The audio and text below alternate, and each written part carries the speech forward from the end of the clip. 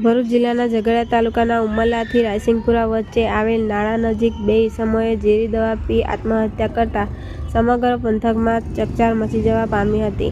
ઉમરલા પોલીસમાંથી મળતી વિગતો મુજબ પોલીસને જાણ થઈ હતી કે ઉમરલા રાયસિંગપુરા વચ્ચે કોઈ બે ઈસમોના આત્મહત્યા કરેલ હાલમાં મૃતદેહો જોવા મળ્યા છે. પોલીસે ઘટના સ્થળે જઈને મૃતદેહનો કબજો લીધો હતો.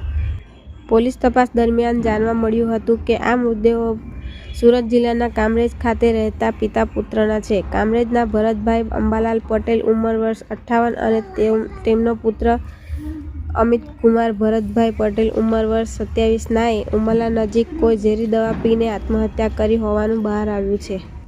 ઘટના સંદર્ભે મૃતક ભરતભાઈના ભત્રીજા ચેતનકુમાર પટેલ રહે નિકોલ રોડ, નરોડા, અમદાવાદ નાએ ઉમરલા પોલીસ મથકમાં ઘટના સંદર્ભે જાણવા જોગ ફરિયાદ આપતા પોલીસે ગુનો નોંધી કાયદેસર તપાસ હાથ ધરી હતી.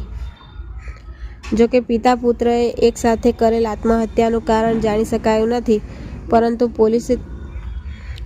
પોલીસ તપાસ બાદ આત્મહત્યાનું કારણ બહાર આવશે એમ હાલ તો જણાઈ રહ્યું છે. રિપોર્ટર અબ્દુલ રઉફ ખત્રી, ઉમરલા.